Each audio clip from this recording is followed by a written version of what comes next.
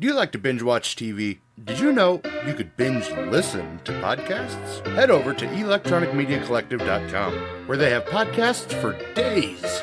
You like podcasts about wrestling? They have that. Do you like podcasts about TV and film? They have that. Do you like podcasts about horror? EMC has that too. Do you like comedy? Do you like books? Guess what? They've got you covered. Head over to electronicmediacollective.com. Pick your favorite podcast today. This episode of Moose's Monster Mash is presented by GREENLIGHT Natural, Benson's premier dispensary offering flour, wax, edibles, and so much more. Check them out on Facebook or at greenlightnatural.com.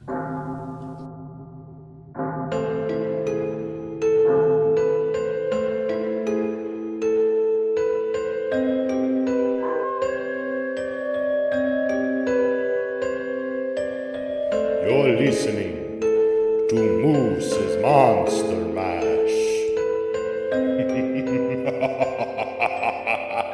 Welcome, horror hounds, to another all-new episode of Moose's Monster Mash. I'm your host, Moose, and you might notice that this didn't come out in August like it normally would.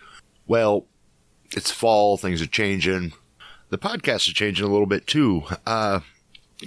We're moving the release schedule from the end of the month to the beginning of the month.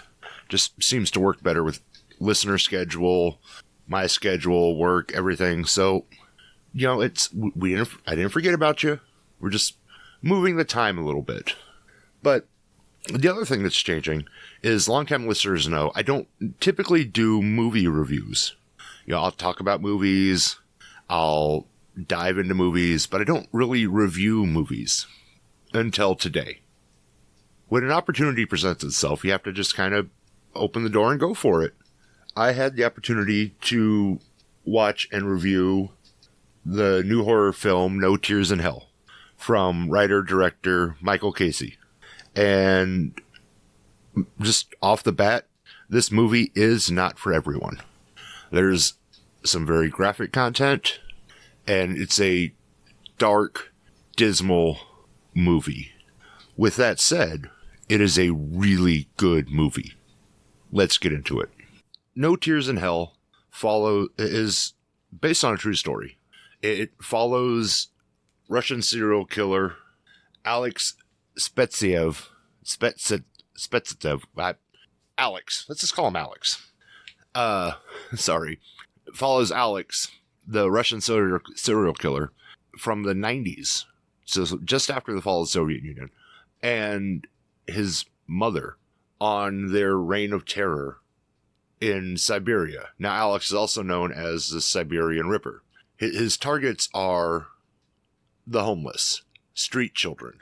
Now, we'll get into the true story after I talk about the movie, but the movie does a very good job of portraying the real-life crimes of Alexander and his mother. There are some decisions made from the real story to the movie that, in my opinion, make the story more palpable, if that makes sense. Because the real crimes are just horrible. And putting them on film, I don't think would have been that wise. As I mentioned before, No Tears from Hell is from writer-director Michael Caissie. He's not new to horror. You've seen him you've seen his works with titles like The Devil's Trap, Purgatory, Hunter's Moon, Speak of the Devil, and many more films and television shows. So he's got horror. You know, he made his bones in horror. So he definitely knows what he's doing. And you know, you look at the cast. It stars Luke Baines as Alex. Luke has been in things like A Night Comes, Wes Craven's A Girl in the Photographs, Truth or Dare, Shadowhunters, and a litany of other things. Opposite of Luke, you have Gwen Van Damme playing his mother, known for Halloween, Terror Out of the Sky, Star Trek Generations, Legion of the Dead, and over 100 other film and TV credits. So just out of the gate, you have the star power that just brings you to the screen. Now, when you're watching the movie, the tone of the movie is set instantly. There's this overcast of just bleakness throughout the whole film. And you feel that as you're watching it. It's just it's this utter feeling of hopelessness and despair. And you have Alex kind of narrating throughout the movie, which I think really kind of sets this movie apart from other like true crime slasher horror movies, because at least in my opinion, when you're watching this, you're not watching something that's like, oh, this is what happened in the 90s. You're essentially watching it from Alex's perspective. Like you're reading his journal or something. So you're watching it as if, he's telling you his story and you have to put the pieces together. But it's laid out brilliantly for you. Luke as Alex is unbelievably creepy. He comes in with this just like icy stare, very reminiscent of Nicholson in The Shining.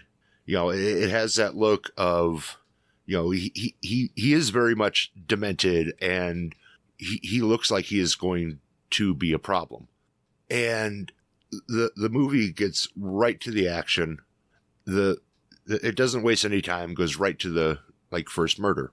Now, not getting into a lot of, you really need to go, I really want you to watch this movie, so I'm not diving too deep into it, but the murders are executed very well. Great use of camera angles, and just the way it's shot is very beautifully done. Throughout this movie, you see a very strange relationship between Alex and his mother. Now, as I mentioned prior, this as the story goes, the mother-son team lured people to their apartment to kill them. So, it was a tag team, but you don't really realize how demented they were. It's almost like Norman, if I had to explain this in just very simple terms, it's Norman Bates and Jeffrey Dahmer had a love child, and that's this movie. It's the best way to describe the relationship between mother and son. The mother is very enabling, and in the movie, the way Gwen plays it, you're not. It comes across as she's enabling out of necessity, because they're not a rich family, but they're not a super poor family. They're kind of like right in the middle, like just below middle class, I would say. But they're living in this rundown apartment, no food. But that was really how, Russia was at the time. So it is really a sign of the times, and almost could be used at any times for economic purposes. She would, she helps him lure him in. He kills him. He does what he needs to do. And then they cook them up and eat them. This is another one of those times where the shots are greatly done, because they butcher the bodies in the bathtub, and the camera angles for the bathtub, you see them making the cuts, but they don't have to show much of anything else. Like, you see the cuts, they'll pull out a body part, you'll see some blood. It leaves a lot to the imagination. And in a movie like this that is already just so dark and dismal, that can play a lot on your imagination. And as he's going, he's explaining his taste in cannibalism, his reason for cannibalism. He even mentions quotes from notorious cannibals of the past, Dahmer and many others. He does mention that, unlike Dahmer, he doesn't have a favorite cut of meat. He'll eat it all.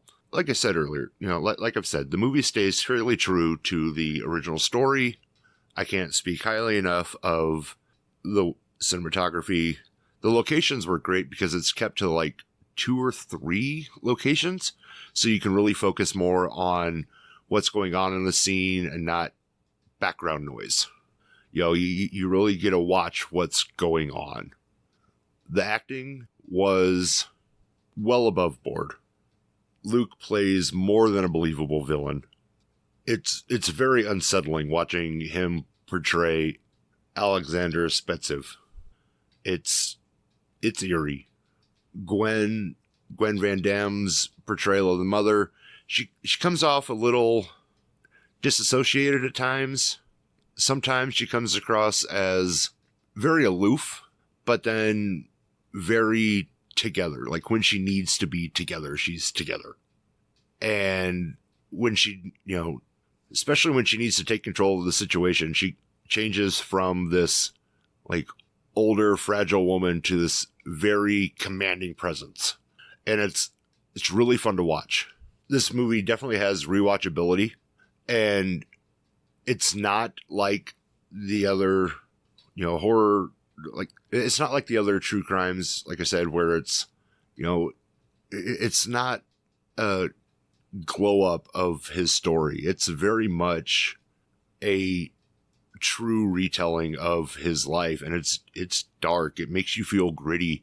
It leaves you feeling like crap, but it is so good. And for that, I'd have to give it 4 out of 5 stars. He mentions throughout the film, different quotes and everything. At one point, he says that Dahmer once said, if you want to avoid a vampire, eat garlic. If you want to avoid a cannibal, get tattoos. And with that, I think it's a good time to pause and throw out to our other sponsor, Ink Union Tattoo Company, voted Best of Omaha 2025, offering quality work by an experienced artist. Check out the 5-star rated shop on Facebook or at inkunion.com. Let's get into the story of Alex, which, if you haven't watched the movie yet and you don't want like any spoilers, now would be the time to probably pause or stop this episode, because talking about his life, you're going to learn kind of how the movie plays out. So definitely a spoiler warning. Now, Alex had a rough childhood. When he was born, he was underweight. They didn't think he was going to survive, but he did. He was constantly sick. He was unsocial. He didn't have any friends. He was bullied a lot. His mom worked nearby the school at a prosecutor's office, and his dad was an abusive drunk who abandoned the family.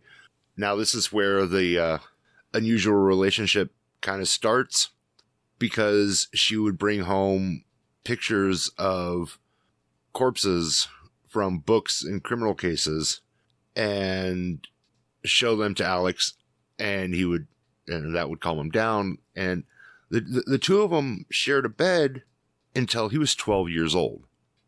I don't think that's normal. 88, he meets his first girlfriend. They'd go for walks, do everything a boyfriend and girlfriend does. But as we've already established, he's not a normal guy. He's kind of aloof. He's off-putting. So he doesn't get along well with others. And he starts arguing with his girlfriend. They break up. He didn't accept the breakup. He kidnaps her, tortures her in his apartment for a month, and she dies of sepsis. So at the age of 18, he was assigned to a special psychiatric hospital and discharged in 91 after undergoing several treatments. That's when the story really picks up. When he gets out, he starts hanging out with transients, beggars, and he develops this just hatred of street children, which there were a lot of, and the movie talks about this, goes into some detail about this, about how it's the changing of the economy, and it's just that's where the country was at the time. And it potentially also has to do with an incident that happened while he was at the hospital. He had asked another patient to insert a metal ball into the end of his member to make him more virile, to make him stronger. Well, it didn't work. It had the opposite effect. and it gave him erectile dysfunction and genital pains. He started luring these kids in, and then his mom started to help him lure kids into their apartment. They chose them at just random kids. They would be tortured, killed, and occasionally eaten. And they became, these street kids became the main target because nobody would miss them. So it was like shooting fish in a barrel. He would torture and kill them, and his mother would usually cook and dispose of the bodies. She would, after they chopped up the bodies, throw the parts into the Abba River late at night, which is what ultimately leads to the investigation starting. Heads, torsos, arms of children that they couldn't identify just washed up on the banks of the river. And they didn't believe that this was a serial killer. They only believed that this was a mass murderer after a large group of kids disappeared. Originally, the investigators in the Regional Directorate of Internal Affairs suggested that organ smugglers were acting within the city's boundaries. Criminal gangs from the Caucasus regions were active in the area at the time, and police searched the baggage of outward flights, and several hundred international troops and police officers were deployed to search for the killer, who at some point was thought to be Oleg Ryklov. So Alex was getting away with this for a while. There was roughly a 5-year span. So they had all these troops looking for this guy, looking at flights. They're looking for organ smugglers. And Alex is discovered in October of 1996 by a plumber. You know, the plumber was sent to the apartment, and he sees what's going on. He calls the police. The police come, and inside they find a dismembered body in the bathtub and a severely wounded girl, 14-year-old Olga G. They immediately arrested Alex and his mother.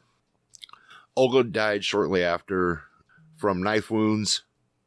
She told investigators that Alex had killed 2 of her friends, forcing her to dismember the corpses, and she also said that his mother had cooked the victim's flesh for consumption by herself, her son.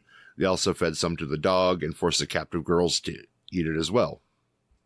Now, backtrack to June. The police had already found the buried bodies of children identified to at least 15 victims aged from 3 to 14. Now, that's why I said earlier that the movie makes a smart choice in changing the story a little bit, because the movie focuses primarily on teens to young adults. It doesn't even touch on the killing and eating of young children, which from a parental aspect, I really enjoy. He gets arrested.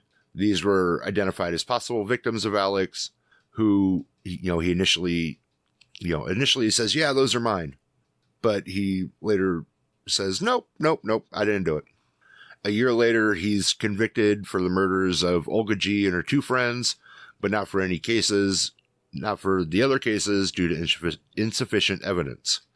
His mother sentenced to 13 years in prison for having assisted him. He is sentenced essentially to life in a psychiatric hospital. This is one of those times where you can't make this shit up. The truth is stranger than fiction. This just happened in the early 90s. I mean, this wasn't that long ago. And the weirder part is when you start looking into this story, it brings up like 3 or 4 other serial killers from the same region within a decade of each other. There's food for thought. 3 serial killers from about the same town, all active in about a 10 to 15 year time span. Now, Alex was only convicted of 4 murders, but he is suspected of killing more than 80 people. 80 plus people from 1991 to 1996. 5 years. One guy. End of the day, go check out No Tears in Hell. It's available on Amazon Prime. Really good movie. It stays very true to the original story, which in and of itself is graphic, gory, and just blah. I look forward to seeing what else comes from Michael Caissie, and maybe we can get him on sometime and dive into that mind of his. In the meantime, you can find me and other great podcasters over at electronicmediacollective.com. Be sure to follow me on Facebook at Moose's Monster Mash and on YouTube at Moose Media Inc. I will post the links, all the links mentioned for No Tears in Hell, Greenlight Natural, and Ink Union Tattoo in the episode description. And until next time, Horror Hounds, mash on.